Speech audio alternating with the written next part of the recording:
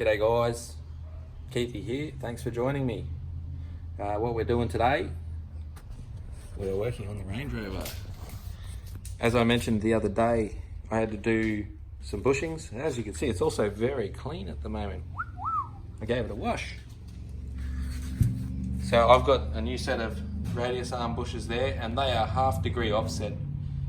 So what that means is that the left radius arm is going to be spaced 1/2 degree further forwards than the one on the right, because these things, as some of you may be aware, have a tendency to pull very hard to the left. Mine didn't, but I wanted to see how it would go with the 1/2 degree.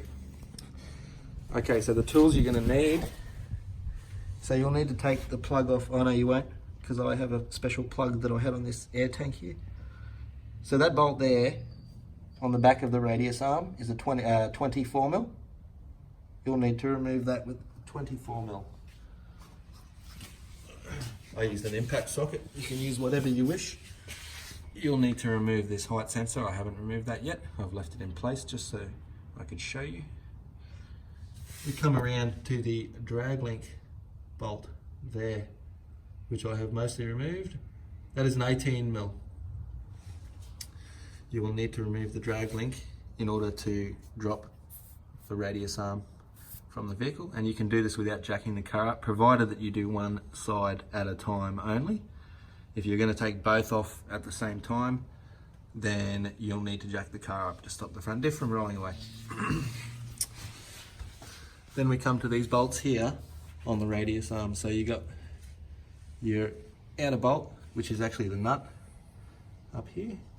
That's an 18mm.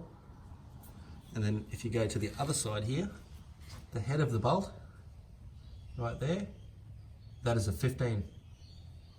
So you have a 15 and an 18.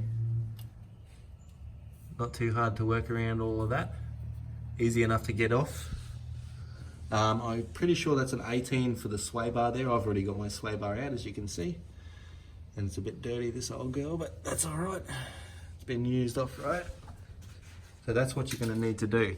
First off, I'd advise loosening the bolt on the end of the radius arm here. I'd advise taking off the sway bar and then removing your drag link bolt. If you've never got a drag link out of a car before, there's a secret method you'll need to know. You can't just hit the underside of that nut there to get that out. You can't hit it up. You'll actually need, this is why it's got a little lump on the side. If you flog that with a hammer sideways, believe it or not, this drag link will actually pop out. So sideways force, hang on, I'll move this camera back. Sideways force on that hard little spot there. I can't see it because I'm sitting beside the car. Here it is. On that little spot there, that will make the drag link pop out, and then you can pull it out of the way, undo your other bolts up the front here, undo the back one, make sure you've got your height sensor off if you still have airbag suspension, and then out she goes. Bob's your uncle. So I'll come back to you once I've got this radius arm out, and I'll show you the condition of the bushes. Okay guys, so what you can see right here, I hope you can see that, I've loosened the nut, but I've left it attached just a little bit. I always do that when I'm flogging things. So this is the drag link. Because these tyres and wheels are too wide, like they're not the standard, they're a 33-inch tyre on an 8-inch rim, I can't actually just take one side of the drag link off in order to swing it out of the way to get these radius arms down. So what I've had to do is I'm going to have to take the actual whole drag link out to do the job. This is how you get a drag link out. So you don't hit from the bottom up, you hit from the side, and with 1 or 2 hits, literally it shouldn't take much, this drag link should literally pop up. This is what I'm using. It's heavy. I'm not a big bloke, but you could use a normal hammer to do this job if you really wanted to. So let's see how this works. It should, in theory, only take 2 or 3 hits, and you'll see it pop out.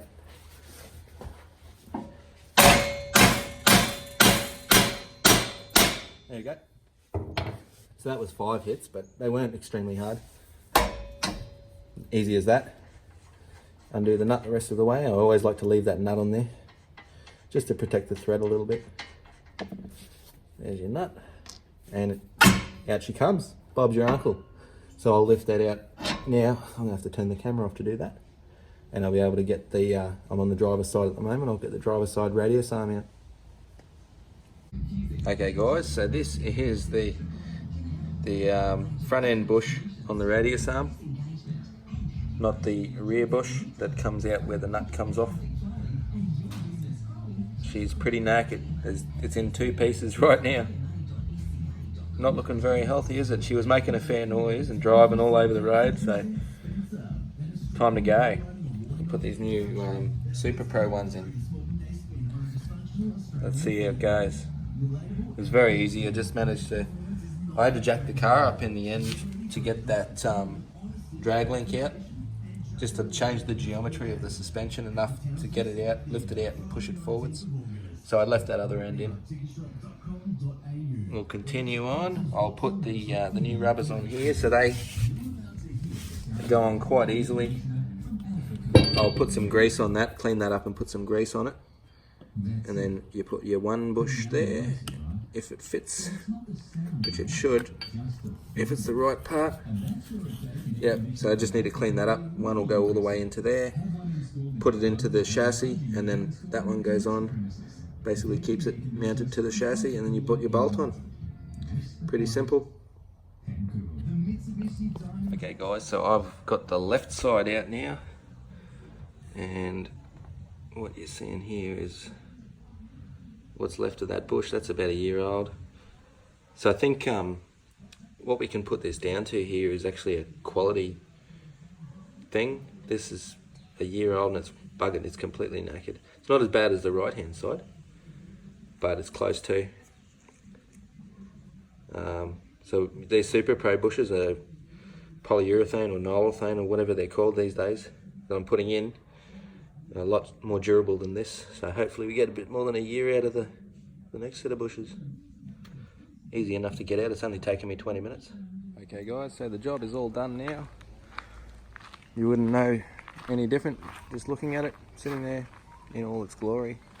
I'll see if we can show you underneath if it looks any different to you. So you can see there's a bit of mud in there, don't mind that. So those nylurethane bushes, they're in. They've been replaced. The height sensors are back on. As you can see, the adjustable shocks and the lift there. Everything is done, ski. Fantastic. I've taken it for a drive. Double checked that everything's still torqued up on both sides.